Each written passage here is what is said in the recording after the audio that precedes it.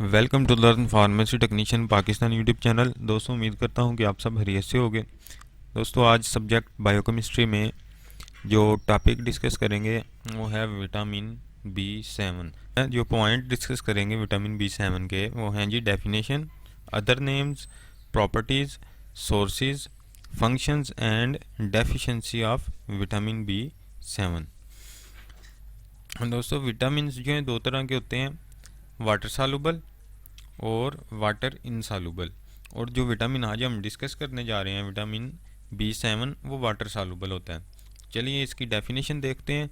The water soluble and heat stable vitamin which has important role for growth is called vitamin B7। एक वो vitamin जो कि पानी में हल होता है।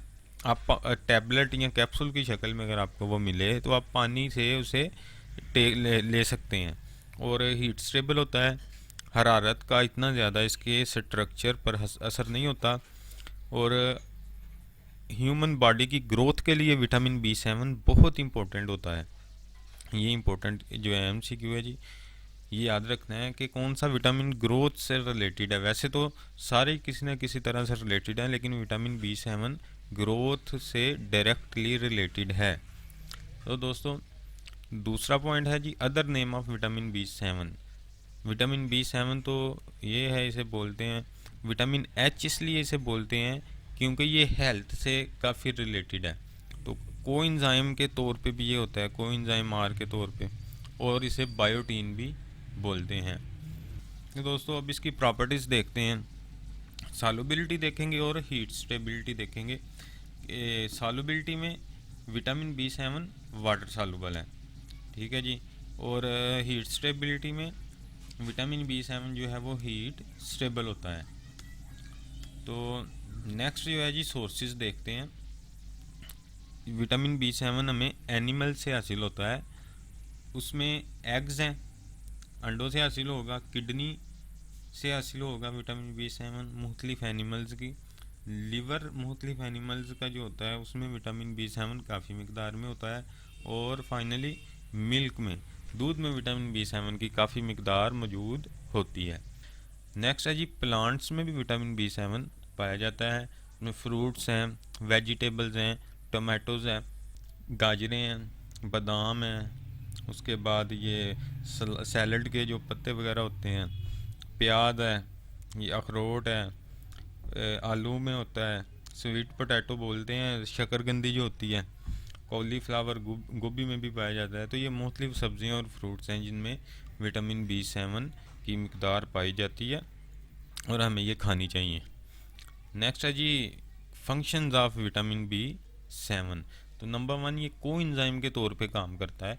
दोस्तों, कोएंजाइम वो फैक्टर होता है, वो सब्सटेंस होता है जो कि एंजाइम को काम करने में हेल्प करता है। खुद तो एंजाइम नहीं होगा, लेकिन किसी दूसरे एंजाइम को ये कोएंजाइम काम करने में मदद करेगा। तो विटामिन B7 काफ़ी सारे इंसानी जिस्म के अंदर पाए जाने वाले एंजाइम के लिए कोएंजाइम के तौर पे काम करता है।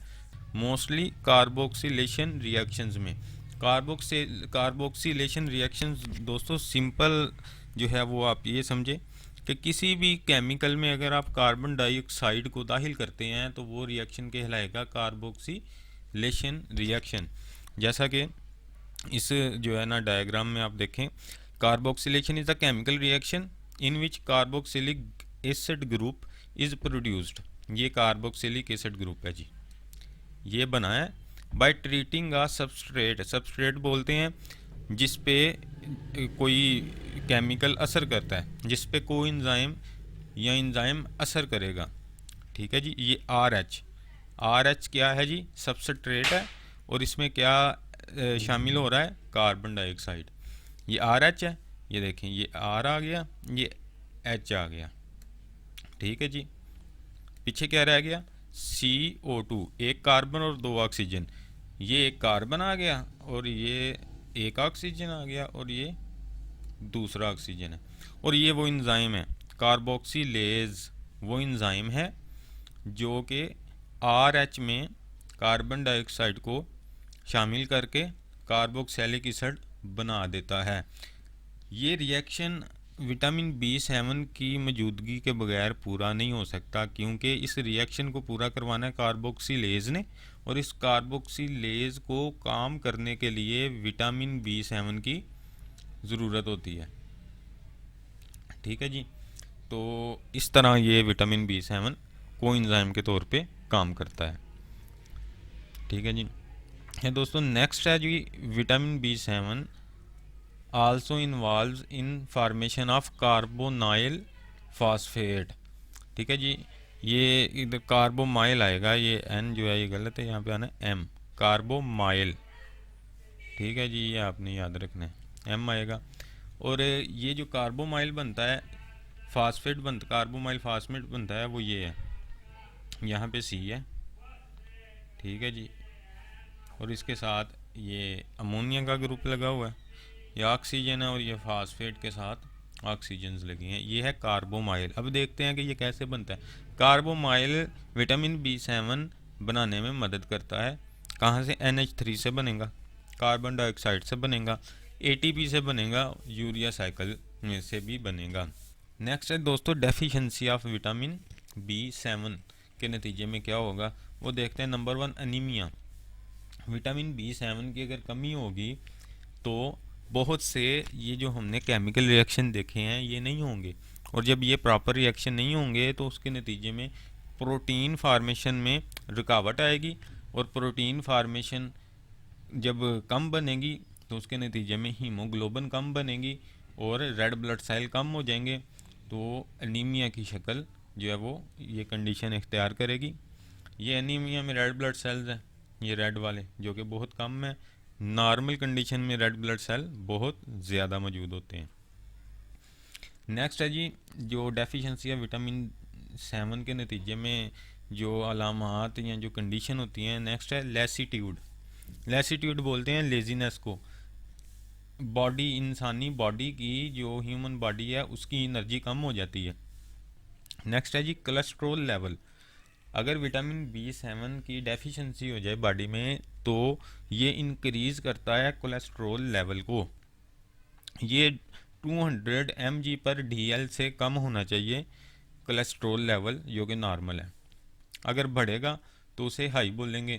तो ये कंडीशन देखें दोस्तों, ये खून की नाली है जिसमें नो कोलेस्ट्रोल एक्यूमुलेट, कोई कोलेस्ट्रोल जमा नहीं हुआ। अगर कोलेस्ट्रोल थोड़ा सा बढ़ जाए बॉडी में तो ये यहाँ पे जमा होना शुरू हो जाता है और खून की नाली का रास्ता आस्ता आस्ता तंग करता जाता है। जब थोड़ा मज़ीद बढ़ता है कोलेस्ट्रोल तो ये रास्ता मज़ीद कम हो जाता है, और जब काफ़ी ज़्यादा कोलेस्ट्रोल बढ़ जाए तो आखिरकार बिल्कुल थोड़ा रास्ता रह जाता है खून की नाली में खून के गुज़रने के लिए। तो ये कोलेस्ट्रोल के बढ़ने से ये कंडीशन जो है होती है, और ये कंडीशंस मज़ीद दिल की बीमारियों की तरफ ले जाती है। तो विटामिन B7 की डेफिशिएंसी कोलेस्ट्रॉल के बढ़ने का सबब बनती है। कोलेस्ट्रॉल अगर बढ़ेगा तो दिल की बीमारियां ज़ाहिर होंगी। नंबर 4 पे है जी मस्कुलर पेन।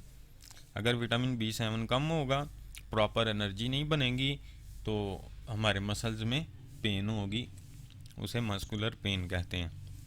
नंबर 5 पे डर्माटाइटिस। डर्म बोलते हैं दोस्तों, ये जो डर्म है ना, ये बोलते हैं स्किन को, जिल्द को डर्म बोलते हैं। टाइटिस बोलते हैं इन्फेक्शन को या डिसऑर्डर को। ठीक है जी। तो आपने वो क्रीम भी सुनी होगी डर्मोवेट। डर्मोवेट, डर्म यानी कि स्किन के लिए। तो डर्माटाइटिस जो जिल्द की एलर्जी या रिएक्शंस या इन्फेक्शंस होते हैं उन्हें, उसे बोलते हैं डर्माटाइटिस। तो विटामिन B7 की कमी की वजह से मुख्तलिफ जिल्द की जो है वो एलर्जीज़ और इन्फेक्शन ज़ाहिर होते हैं। नंबर 6 है जी रिटार्डेशन ऑफ ग्रोथ। ग्रोथ का रुक जाना, कद का छोटा रह जाना, या बॉडी के किसी एक हिस्से का बढ़ जाना, दूसरे हिस्से का प्रॉपरली ग्रो ना करना। ठीक है जी। तो ये इस हालत को कहते हैं retardation of growth. Vitamin B7 की कमी की वजह से ह्यूमन बॉडी की ग्रोथ रुक जाती है। नंबर 7 पे है जी हेयर फॉल। बालों के गिरने में भी विटामिन B7 की कमी का जो है बहुत हद तक रोल है। अगर विटामिन B7 बॉडी में डेफिशिएंट हो जाएगा, कम हो जाएगा, तो उसके नतीजे में हमारी बॉडी बालों को जो है ना हमारी बॉडी के बाल झड़ने लग जाएंगे, और इस कंडीशन को फॉल ऑफ हेयर या हेयर फॉल बोलते हैं। तो 8 है जी, नंबर 8 पे है कंजक्टिवाइटिस। कंजक्टिवाइटिस ये आंखों से रिलेटेड है। आंखों की सूजन या आंखों में बैक्टीरियल इन्फेक्शन या वायरल इन्फेक्शन का हो जाना, वो कहलाता है जी कंजक्टिवाइटिस। और इसमें क्या होता है, इसमें जो आंखों का वाइट एरिया होता है ना जी, वो रेड हो जाता है, ठीक है। पिंक आई भी इसे बोलते हैं। Pink I is an inflammation और इन्फेक्शन ऑफ ट्रांसपेरेंट मेम्ब्रेन। ये जो वाइट है ना, वाइट झिल्ली आंखों की, इसे बोलते हैं ट्रांसपेरेंट मेम्ब्रेन। तो ये हेल्दी आइज़ है, बिल्कुल वाइट है। बैक्टीरियल कंजक्टिवाइटिस में ये रेड हो गई हैं, वायरल कंजक्टिवाइटिस में भी रेड है, एलर्जिक कंजक्टिवाइटिस में भी रेड है, और साथ में ये इनका साइज़ भी थोड़ा रिड्यूस हो गया। तो दोस्तों ये था आज का टॉपिक। उम्मीद करता हूँ कि आपको समझ आया होगा। अगर आपका कोई क्वेश्चन हो तो उसे कमेंट बॉक्स में लाजमी मेंशन कीजिएगा। पढ़ते रहें, आगे बढ़ते रहें। अल्लाह हाफिज़।